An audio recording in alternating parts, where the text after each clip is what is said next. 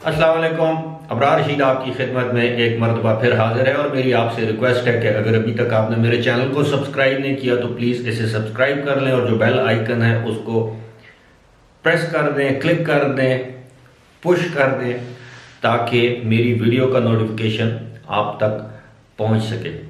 मुझे बहुत से लोग मेरे दोस्त सवाल करते हैं कि आप हर वीडियो के आगाज़ में सब्सक्राइबर्स को क्यों दावत देते हैं कि वो सब्सक्राइब कर दें, जबकि जिसने सब्सक्राइब करना हो वो तो सब्सक्राइब कर लेता है। तो मेरे भाइयों बात ये है, मैं शायद एक आध मरतबा पहले भी इस चीज़ का जवाब दे चुका हूँ कि ये आपकी याद दहानी के लिए। बहुत से लोग ऐसे होते हैं जो पहली मरतबा मेरी वीडियो देखते हैं, तो मैं उनसे दरख्वास्त करता हूँ कि अगर आप पहली मरतबा मेरी वीडियो देख रहे हैं या अगर अभी तक आपने मेरे चैनल को सब्सक्राइब नहीं किया तो आप इसे सब्सक्राइब कर लें।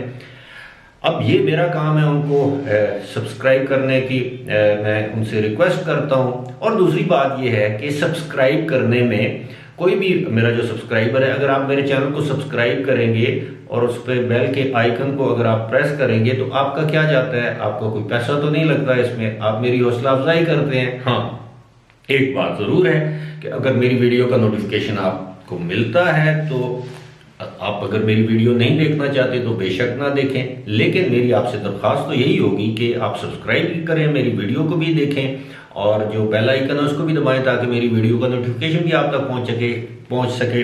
खैर, ये तो एक ज़िमनी बात थी। मैं अब आता हूं अपने असल मौजू की जानिब।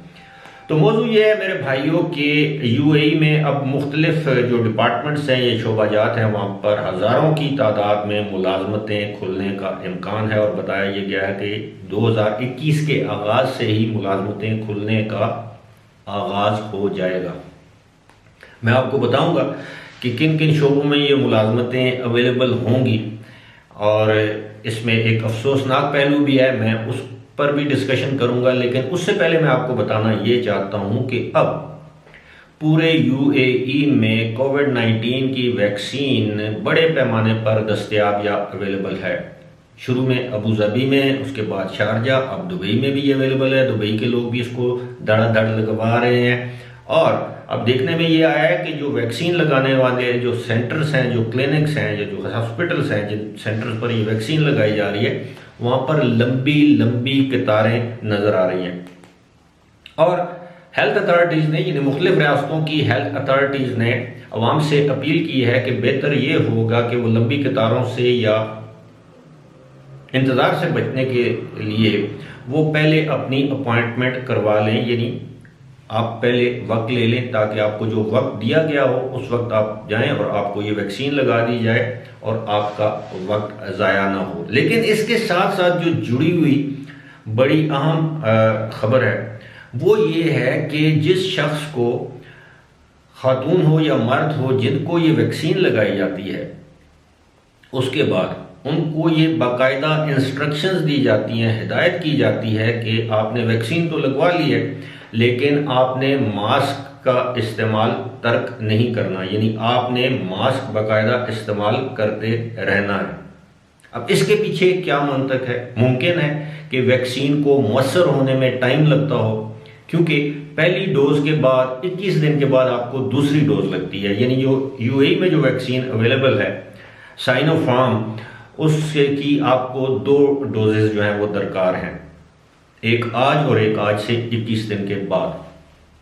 शायद जो दूसरी डोज है उसके बाद आपको मास्क पहनने का ना कहा जाए, या फिर उसके बाद जब ये देखेंगे, मॉनिटर करेंगे। लेकिन मेरा ज़ाती ख्याल ये है कि अगर एक शख्स को वैक्सीन लग गई है और आप ये दावा करते हैं कि वो बड़ी कामयाब और मुअस्सर वैक्सीन है, तो उसके फिर 21 दिन बाद, यानी 2 डोजेज अगर आपको लग जाती हैं, तो मैं समझता हूँ फिर उसके बाद तो ये मामला रहना ही नहीं चाहिए कि आपने मास्क इस्तेमाल करना है। अगर आपने मास्क भी इस्तेमाल करना है, हैंड सैनिटाइज़र भी यूज़ करना है, समाजी फासले भी बरकरार रखने हैं, घरों में बैठकर काम करना है, दफातर में नहीं जा सकते, मसाजिद में करीब होकर नमाज नहीं पढ़ सकते, नमाज जुमा पर भी जो अभी तक जो हिफाजती एहतियाती तदाबीर इख्तियार की जाती हैं वो उसी तरह करनी है, तो फिर वैक्सीन लगाने का क्या फ़ायदा?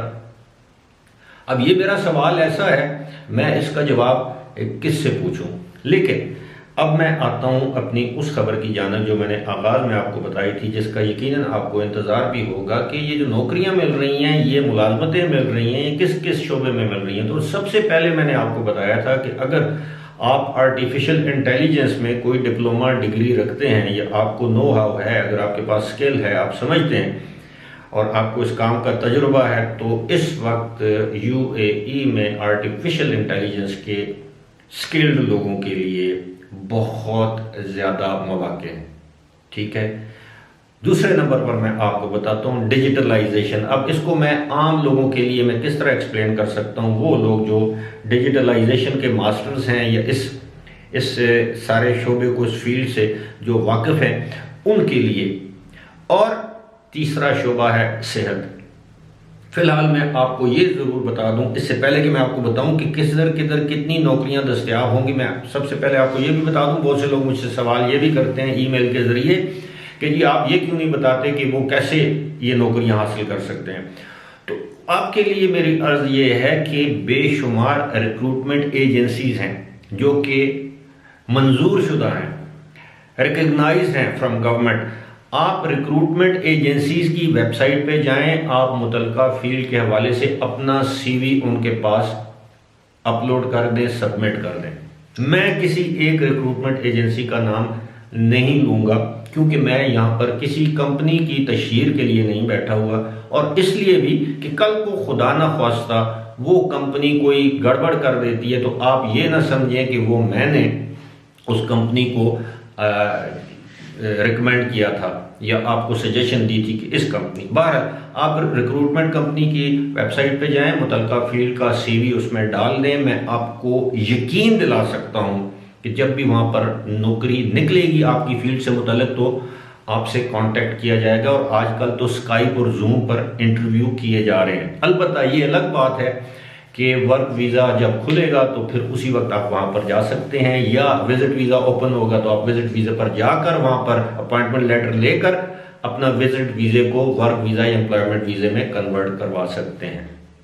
सबसे ज़्यादा जो नौकरियाँ अब आ रही हैं वो आ रही हैं महकमा सेहत या सेहत के शोबे में, जिसमें डॉक्टर्स हैं, नर्सेज हैं, फार्मासिस्ट हैं, दीगर टेक्नीशियंस हैं, यानी हेल्थ से मुतल्लिक जितने भी स्किल्ड लोग जिनके पास तजुर्बा भी हो, महारत भी हो।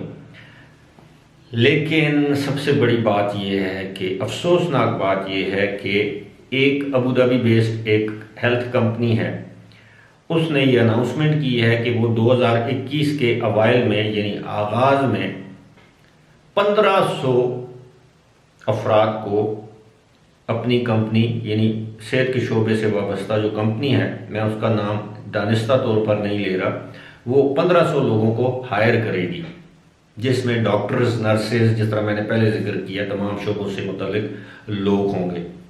लेकिन इसमें जो सबसे अफसोसनाक बात यह है, जिसकी तफसील बयान की गई है, उस कंपनी के CEO ने जो तफसील बयान की है उसमें बताया गया है कि इसमें 500 अफराद UAE के अंदर से भर्ती किए जाएंगे, यानी वो लोग जो UAE के अंदर मौजूद हैं, ऑलरेडी किसी न किसी जगह जॉब कर रहे हैं, और 1000 अफराद इंडिया से भर्ती किए जाएंगे, यानी इंडिया से ताल्लुक़ रखने वाले अफराद जो हैं उनकी तादाद 1000 होगी। इसमें पाकिस्तान का जिक्र नहीं है।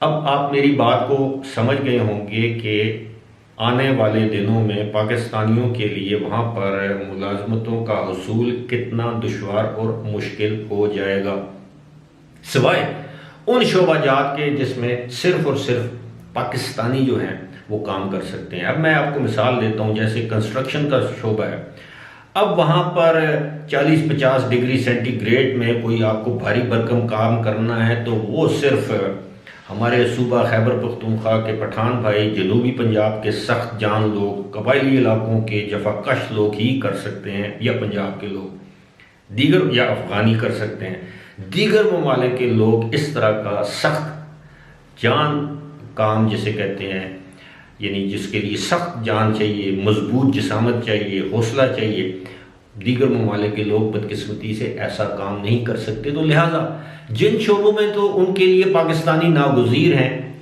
उन शोबों में तो पाकिस्तानियों को नौकरियां मिलेंगी, लेकिन वो शोबे क्या होंगे? मेहनत मजदूरी वाले ही होंगे, वजन उठाने वाले होंगे। या कोई और सख्त काम होगा। लेकिन इसी तरह जिन शोबों में कोई पाकिस्तानी आला दर्जे का इंजीनियर है जो कि इंतहाई प्रोफेशनली वेरी साउंड जैसे कहते हैं, बड़ा ही वो माहिर है अपने काम का, उसके लिए भी कोई मुश्किल नहीं होगी। लेकिन अमूमी तौर पर मैं जो नक्शा आपके सामने पेश कर रहा हूँ वो यही है कि आने वाले महीनों और सालों में आहिस्ता आहिस्ता वहाँ से पाकिस्तानियों कि जब मुद्दत मुलाजमत ख़त्म होगी, कॉन्ट्रैक्ट ख़त्म होंगे, तो उनकी जगह दूसरे ममालिक के लोगों को रखना शुरू कर दिया जाएगा। फ़िलहाल तो उनकी तरजीहात यही हैं, लेकिन तरजीहात और वक्त बदलते देर नहीं लगती। इसी के साथ मुझे दीजिए इजाज़त। खुदा हाफिज़।